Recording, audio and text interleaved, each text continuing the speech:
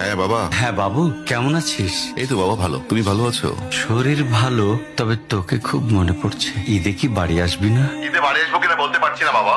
তোমার অ্যাকাউন্টে টাকা পাঠিয়ে দিয়েছি বাবা, আমার প্রমোশন হয়েছে, স্যালারিও বেড়েছে পুরো 1 লাখ।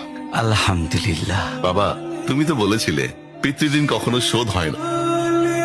তুমি 26 বছরে আমার পিছনে যত টাকা খরচ করেছো, তুমি কি জানো আগামী 5 বছরে সেই টাকা তোমায় ফিরিয়ে দিতে পারবো। আমার এখন স্যালারি মাসে 1 লক্ষ টাকা বাবা। ও, এই কথা। তাহলে শোন, তোকে একটা গল্প বলি। বলো বাবা।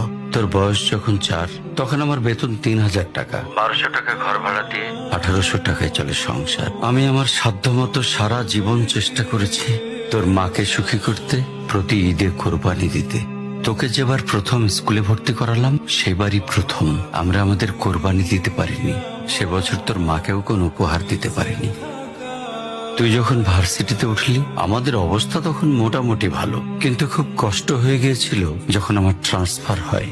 রোজ রোজ বাসে চড়ে, পায়ে হেঁটে, ঘামে ভিজে খুব দুর্বিষহ লাগছিল। একদিন শোরুম থেকে একটা বাইক দেখে আসলাম। সে রাতে আমি স্বপ্নেও দেখেছিলাম আমি বাইকে চড়ে অফিসে যাচ্ছি। কিন্তু পরের দিন তুই বায়না ধরলি, জার্নি করতে তোর কষ্ট হয়। তোর কষ্টে আমারও কষ্ট হয় বাবা। আমি বাইকটা তোকে কিনে দিয়েছিলাম। তুই এখন লাখ টাকা বেতন পাচ্ছিস, কিন্তু মনে করে দেখ, আমার সামান্য মাইনে দিয়ে ব্র্যান্ড নিউ মোবাইলে হেডফোন কানে লাগিয়ে সারা রাত গান শুনেছিস, পিকনিক করেছিস, ট্যুর করেছিস।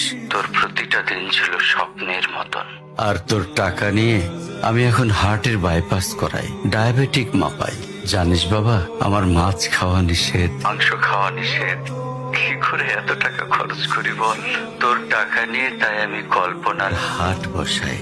সেই হাটে আমি বাইক চালিয়ে সারা শহর ঘুরে বেড়াই, বন্ধুদের নিয়ে সিনেমা দেখতে যাই। তোর মার হাত ধরে চাঁদনি পশরের সেন্ট মার্টিনের বালুচরে হেঁটে বেড়াই। চুপ করো বাবা প্লিজ, আমি তোমার কাছে চলে আসবো। তোমার টাকা না, আমি তোমার ভালোবাসা তোমায় ফিরিয়ে দিব বাবা। বোকা ছেলে, বাবাদের ভালোবাসা কখনো ফিরিয়ে দেয়া যায় না। তোকে একটা প্রশ্ন করি বাবা, ধর তুই, আমি আর তোর খোকা তিনজন এক নৌকায় বসে আছি। হঠাৎ নৌকাটা ডুবতে শুরু করলো। যে কোনো একজনকে তুই বাঁচাতে পারবি, কাকে বাঁচাবি? উত্তর দিতে হবে না। ছেলেরা বাবা হয়, বাবারা কখনো ছেলে হতে পারে না। পৃথিবীতে সবচেয়ে ভারী জিনিস কি জানিস? পিতার কাঁধে পুত্রের লাশ। আমি শুধু জায়নামাজে বসে একটা জিনিস চাই, আমার কবরের ঘরটাই যেন আমি আমার ছেলের কাঁধে চড়ে যাই। তাহলে তুই একটা ঋণ শোধ করতে পারবি, তোকে কোলে নেয়ার ঋণ।